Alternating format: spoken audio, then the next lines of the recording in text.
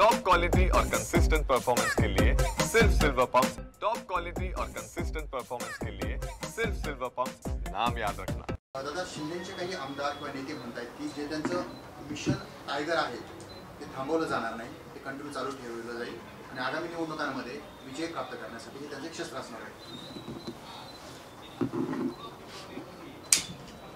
मला असं वाटतं तुमचा जो टायगर आहे त्याचे आता फडणवीसांनी दात काढून घेतलेले आहेत, त्यामुळे आधी तुम्ही ते सांभाळा, नंतर आमच्याकडे बघा, अशा प्रकारची विनंती मी त्यांना करतो, आव्हान करतो। आणि शिवसेना हे संघटन बाळासाहेबांनी निर्माण केलेलं, हे काही असे अनेक लोक सोम्या गोम्या आमच्याकडे आत्तापर्यंत येऊन गेले या महाराष्ट्रात, त्यांनी शिवसेना संपवण्याची वल्गना केलेली आहे, परंतु तेच संपलेले, आता मी कोणाचं नाव घेत नाही, परंतु तेच संपलेले, त्यांचंच अस्तित्व शून्य झालेलं आहे। शिवसेनेचं अस्तित्व कधीही संपू शकत नाही। कोकणामध्ये आपले नेते जास्त जात आहेत, त्या ठिकाणी पाहणी करतात, तर विरोधक असं म्हणतात की डॅमेज कंट्रोल करण्यासाठी कोकणात दौरे करतात। दौरे करणं ही शिवसेनेची एक सिस्टीम आहे, नेत्यांचा असेल, संपर्क प्रमुखांचा असेल, जिल्हा प्रमुखांचा असेल, आणि काही ठिकाणी लोक गेले असेल तर आता त्या रिक्त जागा झाल्या असेल तर त्या भरल्याच पाहिजे ना, त्याला काय डॅमेज कंट्रोल थोडी म्हणतात, त्याला संघटनात्मक जी पुनर्बांधणी ते म्हणतात। आणि ठीक आहे, संघटनेतून 4 लोक गेले असतील तर 4 लोक येतात पण संघटनेत, ठीक आहे, तुम्ही जाणाऱ्याचा गवगाव करता पण येणाऱ्याचा कोणी गवगाव करत नाही आहे। शिवसेनेची कोणती जागा रिक्त राहिली अशातला काही भाग नाही आहे, त्यामुळे शिवसेना एक संघटन आहे, हे संघटन ताकदीनंच उभं राहील। मागच्या विधानसभेच्या निवडणुका बघितल्या तर शिवसेना बऱ्याच ठिकाणी थोड्या मतांना हरलेली, काय फार मतांनी दारुण पराभव झाला असा एक अर्ध्या ठिकाणी, बाकीच्या ठिकाणी तर लढत दिलेलीच आहे ना ताकदीनं। एकनाथ शिंदेंनी जर तोंड उघडलं तर ठाकरेंना देश सोडून जावं लागेल असं रामदास कदम म्हटले, आणि आदित्य ठाकरेंचा त्यांनी पेगविन असाही उल्लेख केला। आता ज्याचं मीठ खाल्लं त्याच्यावरच उलटं बोलणं, याच्यापेक्षा नमक हरामी याच्यापेक्षा दुसरा शब्द काय देता येईल याला? नमक हरामी एवढाच शब्द देता येईल याला। भास्कर जाधव म्हणतायत माझ्या क्षमतेप्रमाणे काम करण्याची संधी मिळाली नसल्याचं ते बोलतायत, मात्र कुठल्याही पक्षाचं काम किंवा नेत्यांचं नाव घेतलं नाही, पक्षावर दबाव आणण्याची नौटंकी मी आयुष्यात कधीच केलेली नाहीये। भास्कर जाधव अतिशय सुस्पष्टपणे बोलणारं नेतृत्व आहे, शिवसेनेचे ते ज्येष्ठ नेते आहेत, विधानसभेचे ते शिवसेनेच्या गटाचे नेते पण आहेत, आणि त्याच्यामुळं मला असं वाटतं की मोठ्या जबाबदाऱ्या त्यांच्याकडे आहे, आणि मोठ्या जबाबदाऱ्या असताना येणाऱ्या काळात आणखी मोठ्या जबाबदाऱ्या येऊ शकतात, कोणी सांगितलं नाही येणार, येऊ शकतात, ज्याचं त्याचं काम करण्याची ज्याची त्याची पद्धती असते। संजय शिरसाट म्हणतायत ठाकरेंच्या हातामध्ये बांगलादेश द्या, तुमचं जे काही कर्तृत्व असेल ते तिथं दाखवा। यांच्या हातात काय द्या, यांच्या हातात काय द्या, नुसतं भ्रष्टाचार करायला द्या, हां, मतं विकत घ्यायला द्या, खोट्या योजना घोषणा करायला द्या। आणि म्हणून जे रामदास भाई कदमाविषयी बोलत तेच मी त्यांच्याविषयी बोलत की जे लोक यांचे उंबरटे झिंजवत होते तेच लोक त्यांच्याविषयी बोलतात। मला असं वाटतं याच्यापेक्षा नमक हरामी काय असू शकते।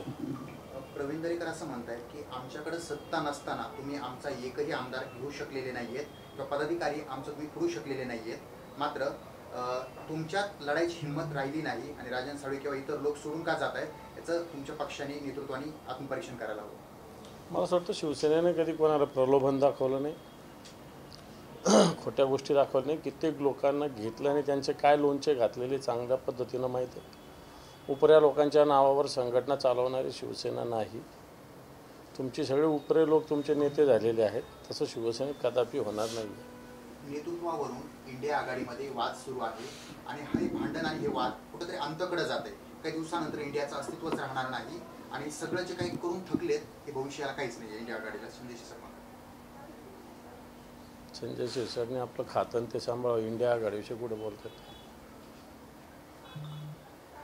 मागील 3 महिन्यांपासून काँग्रेसचा एकही नेता उबाटा गटाच्या संपर्कात नाही, म्हणून आता काँग्रेसवर टीका करतील, शरद पवारांवरही टीका करतील। शेवटी एक दिवस अकेला चलोची भूमिका पक्षाला घ्यावी लागेल। कोण म्हटलं? संजय शिरसाट। संजय शिरसाट काही बडबड करतात, त्याला काय रिॲक्शन देत असायची. त्यानंतर लाडक्या बहिणी संदर्भात लाडक्या बहिणीचं कुठेतरी डॉक्युमेंट चेक करणं, व्हेरीफाय करणं, तपासणी करणं आणि अटी लावणं, हे काय वाटतं तुम्हाला भविष्य कसं असेल?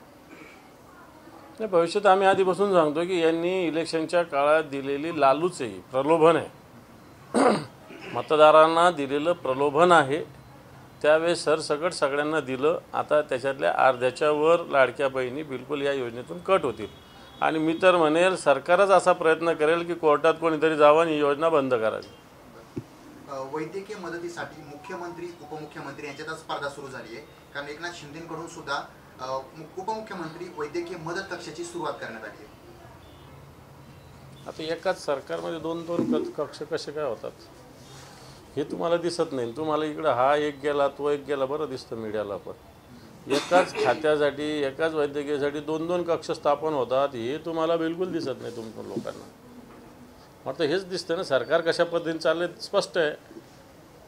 आगामी पालिकाच्या निवडणुकींचं बिगुल वाजतंय, मात्र कुठेतरी मुंबईमध्ये भाजपने जे काही सदस्य नोंदणी सुरू केली आहे त्यात अतिशय कमी आकडे आणि नोंदणी सगळ्यात मागे असल्याची पाहायला मिळते. कुठेतरी मुंबईमध्ये त्याची ताकद कमी पडतीये का, त्याचं कारण काय?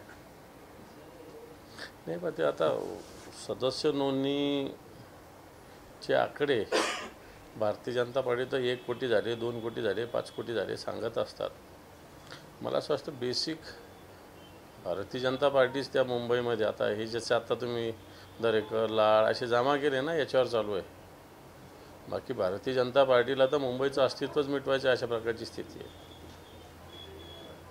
शिवजयंतीसाठी प्रयत्न केला जातो, छत्रपती शिवाजी महाराजांच्या शपथही घेतात नेते लोक, मात्र कुठेतरी त्यांचे विचार, त्यांचे गड किल्ले आणि स्मारक काही प्रश्न उपस्थित केला जातो. त्या संदर्भात ठोस पाऊल उचलले जात नाही. हे सत्य आहे. मी मागच्या 15 दिवसापूर्वी रायगडावर गेलो होतो. रायगड विकास प्राधिकरण संभाजी महाराजांच्या अध्यक्षतेखाली स्थापन केलेलं आहे, परंतु याला पाहिजे तसं राज्य सरकार पुरातत्व खातं सहकार्य करत नाही. रायगड ही राजांची राजधानी होती. मी सिंहगडावर सुद्धा जाऊन आलो, तिथंसुद्धा अशी स्थिती आहे. आपल्या मराठवाड्यामध्ये सुद्धा दौलताबाद असेल, छत्रपती शिवाजी महाराजांचं जन्माचं स्थान आहे, छत्रपती शिवाजी महाराजांच्या पूर्वजांचं गाव असलेलं वेरूळ असेल, अशा सगळ्या ठिकाणीसुद्धा मला असं वाटतं वेगवेगळ्या पद्धतीनं दुर्लक्ष. आता भोसलेंच्या गडे याचं वेरूळमध्ये, या सगळ्या गड्यांचं काय परिस्थिती आहे? कोणीच ताब्यात घ्यायला तयार नाही. ना पुरातत्व खातं ते ताब्यात घ्यायला तयार आहे, ना महसूल खातं ताब्यात घ्यायला तयार आहे.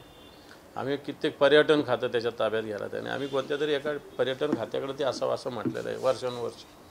फक्त सरकारला या विषयाशी सुद्धा करणे, फक्त शिवजयंतीच्या दिवशी हार घालतील, गावगाव करतील, शोभाजी करतील, संपलं शिवाजी महाराज. बाकी काय करणार आहे? देवेंद्र फडणवीसांनी एक माहिती दिली आहे, ती म्हणजे महाराष्ट्रामध्ये लव्ह जिहादच्या प्रकरणात वाढ झाली आहे. ते स्वतः सांगतात, गृहमंत्री सांगतात, ते कुठेतरी अपयश आहे का, व काय करतात? थांबवण्यासाठी प्रयत्न केले पाहिजे ना. अशा पद्धतीनं मना विरुद्ध काही गोष्टी होत असेल वेगवेगळ्या ठिकाणी, तर त्याच्यासाठी योग्य ते पावलं सरकारने उचलले पाहिजे. काल संजय शिरसाट आपले इथे भुयारी मार्गाचं उद्घाटन करत असताना म्हटले की मी गेम केलाय, गेम करून आम्ही सत्तेत आलो. म्हणजे या ठिकाणी भुमरेंना त्यांनी कुठेतरी खासदार बनवलं, ते मंत्री बनले आणि 2.5 वर्षात आम्ही येऊ तुम्ही या असे एकमेकांना बोलतायत. मात्र कुठेतरी त्यांच्याच पक्षातील एका नेत्याला हा टोला होता. हे पण कटकारस्थानात करण्यात ते गुंतलेले लोक आहेत, त्याच्याविषयी फार बोलावं असं मला वाटत नाही. याच्याविरुद्ध कट, त्याच्याविरुद्ध कट, स्वतःच्याच पक्ष आधी शिवसेनेत राहून शिवसेनेविरुद्ध कट, आता त्यांच्या जे एकत्र आहे त्यांच्याविरुद्ध कट. मग ते स्वभाव यांच्याविषयी काय बोलायचं. नवी दिल्लीमध्ये कुंभमेळ्याला जाण्यासाठी जे लोक निघाले होते चेंगराचेंगरीसाठी, कुठेतरी आकडे लपवले जातात, तुमची नेते देखील म्हणतात तुम्हाला. हे मागच्या वेळेस सुद्धा जे झालं होतं प्रयागमध्ये, त्याचेसुद्धा आकडे कुठं स्पष्ट आलेले समोर. कारण प्रयागमध्ये कोट्यवधी लोक आहेत. आता नवी दिल्लीत सुद्धा येणारे जाणारे शेकडोने लोक होते, हजारोने लोक होते. निश्चित सरकार आपलं अपयश या सगळ्या ह्याच्यातून लपवतं, हे तर स्पष्टपणे सगळ्या जनतेला कळतं आहे. कायदा सुव्यवस्थेचा प्रश्न निर्माण होतो, लोक पोलिसांवर विश्वास ठेवतात, मात्र कुठेतरी पोलिसांवर गोळ्या चालवणं, त्यांचं अपहरण करणं ही घटना जळगावमध्ये समोर आली. तर दुसरीकडे तहसीलदारांच्या अंगावर पेट्रोल टाकून, डिझेल टाकून जाण्याचा प्रयत्न सिल्लोडमध्ये झाला. हे पण प्रशासनातल्या अधिकाऱ्यावरच हल्ले होतात हा एक भाग, आणि पोलिसावरच हल्ले होतात हा दुसरा भाग. तर महाराष्ट्रातील पोलीस आपण सक्षम आहे असं समजतो, नवे आहेच. पण तो राजकीय पक्षाच्या हातातील ते बाहुलं झाल्यामुळं, विशेषतः सत्ताधारी पक्षाच्या हातातील बाहुलं पोलीस झाल्यामुळं आताच्या घडीला अशी परिस्थिती उद्भवलेली आहे. थँक्यू.